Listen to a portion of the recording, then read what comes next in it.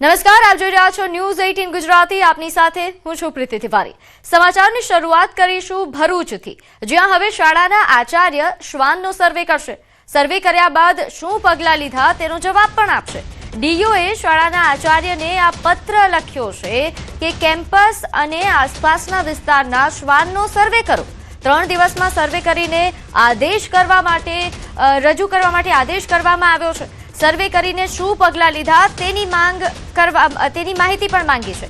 પત્રમાં 4 કોલમ દ્વારા માહિતી માંગવામાં આવી. શાળા કેમ્પસમાં રખડતા શ્વાન કેટલા છે તે માહિતી માંગવામાં આવી છે. ખૂબ જ ચોંકાવનારો આદેશ કહી શકાય, કારણ કે હવે શાળાના આચાર્યને આ પ્રકારના સર્વેની કામગીરી સોંપાતા ઘણા સવાલો ઉઠી રહ્યા છે. તો ડીઓ દ્વારા આદેશ કરવામાં આવ્યો છે. તેમણે આ માહિતી મંગાવી છે કે કેમ્પસમાં અને આસપાસના વિસ્તારમાં કેટલા શ્વાન છે તેની માહિતી રજૂ કરવા માટે આદેશ કર્યો છે અને 3 દિવસમાં આ કામગીરી કરવાની છે. સર્વે કરીને શું પગલાં લીધા તેની પણ માહિતી માંગવામાં આવી છે. પત્રમાં 4 કોલમ દ્વારા માહિતી માંગી, જેમાં શાળા કેમ્પસમાં રખડતા શ્વાન કેટલા છે તેનો જવાબ માંગવામાં આવ્યો છે અને જો શ્વાનની સંખ્યા વધારે છે તો શું પગલાં લીધા તે બાબતે જવાબ માંગવામાં આવ્યો છે. ભરૂચમાં ડીઓએ શાળાના આચાર્યને આ પ્રકારનો પત્ર લખતા હાલ ઘણી ચર્ચાઓ થઈ રહી છે. નોંધે છે કે હાલ ભરૂચમાં શ્વાનોનો આતંક વધી રહ્યો છે, જેના કારણે બાળકો પર શ્વાનો દ્વારા હુમલાની ઘટનાઓ વધી રહી છે, જેના કારણે કદાચ ડીઓએ આ પ્રકારનો આદેશ આપ્યો છે. પરંતુ શાળાના આચાર્યને આ પ્રકારનો આદેશ કરવો, આ પ્રકારની માહિતી માંગવાને લઈને પણ ઘણા સવાલો ઉઠી રહ્યા છે. તો કેમ્પસ અને આસપાસના વિસ્તારના શ્વાનોનો સર્વે કરવા માટે આચાર્ય પાસેથી આ માહિતી મંગાવવામાં આવી છે. આદેશ બાદ આ જે સર્વેની કામગીરી આચાર્યોને સોંપવામાં આવી છે તેને લઈને સવાલ તંત્રની કામગીરી પર પણ ઉઠી રહ્યા છે, કારણ કે હાલ ભરૂચમાં શ્વાનોનો આતંક છે એ સૌ કોઈ જાણે છે. બાળકો પર શ્વાન દ્વારા હુમલાની ઘટનાઓ ઘણી વધી રહી છે, ત્યારે તંત્રએ જે કામગીરી કરવી જોઈએ તે કામગીરી હવે શાળાના આચાર્યને કરવા માટે જ્યારે આદેશ કરવામાં આવે એટલે હાલની પરિસ્થિતિ અહીં કેવા પ્રકારની છે તે જાણી શકાય છે. પરંતુ હાલ તો આજે આદેશ કરવામાં આવ્યો છે તે ચર્ચાનો વિષય બન્યો છે. તો ભરૂચમાં કે જ્યાં દિવસે ને દિવસે શ્વાનોનો આતંક વધી રહ્યો છે, ત્યાં હવે આ મામલે ડીઓ એક્શન પર આવ્યા છે અને ડીઓ દ્વારા શાળાના આચાર્યને એક પત્ર લખવામાં આવ્યો છે, જેમાં શ્વાનનો સર્વે કરવાનો આદેશ કરવામાં આવ્યો છે અને સર્વે કર્યા બાદ શું પગલાં લીધા તેનો પણ જવાબ આચાર્ય આપશે તે પ્રકારની માહિતી માંગવામાં આવી છે. નોંધે છે કે કેમ્પસની સાથે સાથે આસપાસના વિસ્તારમાં કેટલા શ્વાનો છે તેનો પણ સર્વે કરવા માટે આ પત્રમાં ઉલ્લેખ કરાયો છે. 3 દિવસમાં સર્વે કરીને આદેશ જે માહિતી છે તે રજૂ કરવા માટે આદેશ છે.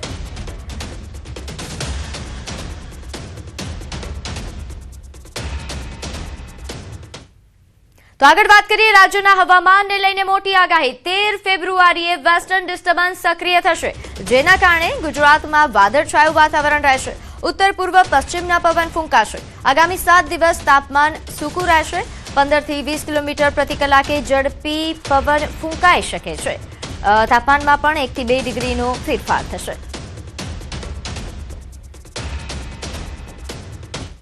बारह से लेकर 18 फरवरी तक मौसम आमतौर पर शुष्क रहने का पूर्वानुमान है और जो लघुत्तम तापमान है इसमें कोई बड़ा बदलाव नहीं रहेगा अगले 7 दिन के लिए. और जो हमारा अहमदाबाद के लिए जो पूर्वानुमान है अगले 24 घंटा तक, इसमें पार्टली क्लाउडी स्काई रहेगा और जो लघुत्तम तापमान है 19 डिग्री सेंटीग्रेड के आसपास रहने का संभावना है. और जो तटीय क्षेत्र है हमारा गुजरात की जो उत्तर और दक्षिण जो तटीय क्षेत्र है of and along Gujarat coast, इसमें पवन का जो दिशा रहेगा उत्तर से उत्तर पूर्व दिशा से पवन चलने का स्थिति है रहेगा और जो स्पीड रहेगा 15 से 20 नॉट.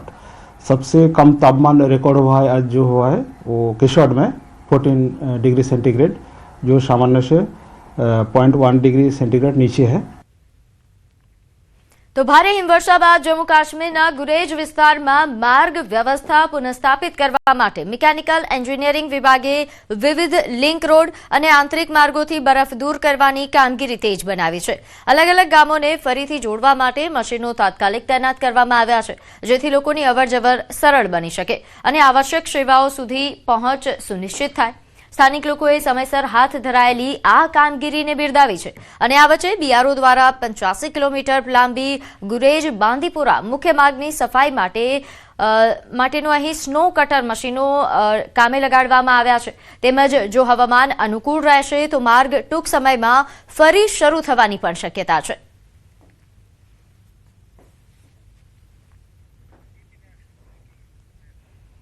આગળ વાત કરીએ અરવલ્લીમાં શામળાજીમાં બિસ્માર રોડને લઈને વિરોધ જોવા મળી રહ્યો છે. કાદવિયા ગામમાં ડામર રોડ ન હોવાથી લોકોમાં આક્રોશ છે. ગ્રામજનોએ કલેક્ટર કચેરી બહાર સૂત્રોચ્ચાર કર્યા. આઝાદીના 78 વર્ષ બાદ પણ ડામર રોડની સુવિધા નથી. ગ્રામજનોએ કલેક્ટરને આવેદન આપીને રજૂઆત કરી છે. ડામર રોડ ન હોવાના કારણે બાળકોને હાલાકી પડે છે. ગામના બાળકોને શાળામાં જવા માટે અનેક મુશ્કેલીઓનો સામનો કરવો પડે છે. અનેક રજૂઆત છતાં કામગીરી ન કરાયા હોવાનો પણ દાવો છે. ગામમાં 108 પણ આવી શકતી નથી. ગ્રામજનો દ્વારા આ પ્રકારની માહિતી આપવામાં આવી છે અને હાલ આ ગ્રામજનો જે રોષે ભરાયા છે તેમને ચીમકી ઉચ્ચારી છે કે 16 ફેબ્રુઆરીથી જો આ નહીં ઉકેલ આવે તો શિક્ષણના બહિષ્કારની ચીમકી ઉચ્ચારવામાં આવી છે.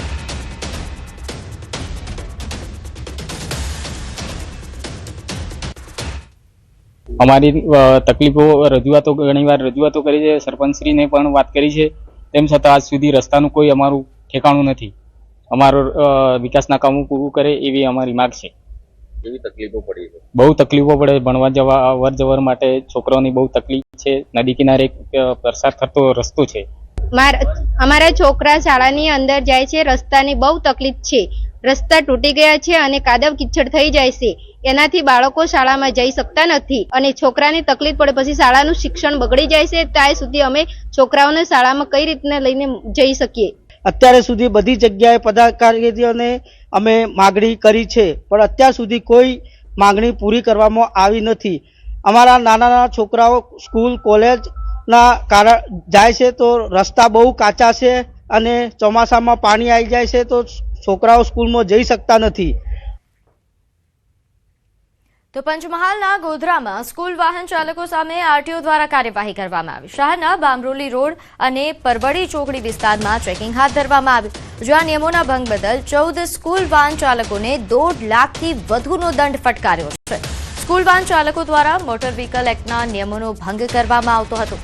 વાહનનું fitness certificate, PUC, school permit ન હોય તેમજ વીમો સમાપ્ત થઈ જવા જેવી નિયમોના ભંગ બદલ દંડ ફટકારાયો. તેમાં કુલ 14 વાહનો પર 1.5 લાખ કરતાં વધુ દંડ વસૂલવામાં આવેલ છે.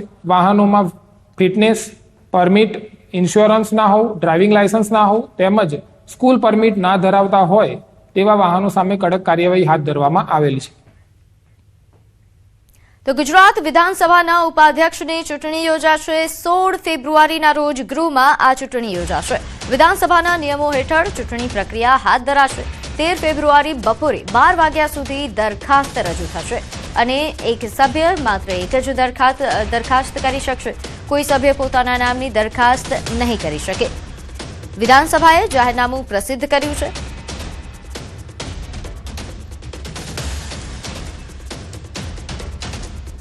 તો નવસારી ભાજપમાં રાજીનામાનો દોર હજુ પણ યથાવત છે. જલાલપોર તાલુકાના 2 મહામંત્રીઓ અને જિલ્લા મહામંત્રીનું રાજીનામું. તાલુકા મહામંત્રી કેતનભાઈ રમણભાઈ પટેલ અને ચેતનભાઈ પટેલે રાજીનામા આપ્યા બાદ હવે જિલ્લા મોરચા મહામંત્રી રોશની પટેલે પણ રાજીનામું આપી દીધું છે. આ કોઈ પહેલી ઘટના નથી, કારણ કે આ પહેલા પણ અન્ય વરિષ્ઠ નેતાઓએ આપેલા રાજીનામા બાદ આ 3 નેતાઓએ પણ પક્ષ છોડવાનો નિર્ણય લીધો છે. નેતાઓનો આક્ષેપ છે કે નવસારી જિલ્લામાં ભાજપને મજબૂત કરવા જલાલપોર તાલુકાનો સિંહફાળો હોવા છતાં સંગઠનમાં હંમેશા તેની અવગણના કરવામાં આવી. જિલ્લા પ્રમુખ કે મહામંત્રી જેવા મહત્વના પદો પર જલાલપોરના કાર્યકરોની બાદબાકી કરવામાં આવી રહી છે, જે સાખી લેવાય તેમ નથી. ત્રણેય નેતાઓએ કમલમ ખાતે પહોંચી જિલ્લા ભાજપ પ્રમુખના ચેમ્બરમાં રાજીનામા મૂકી રવાના થયા.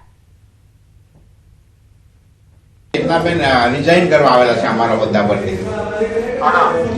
આ કાલે જે નામ જાહેર છે ને તેમાં મહામંત્રી તરીકે મને મૂક્યા ને બક્ષીભાઈમાં, એમાંથી રાજીનામું આપ્યું છે.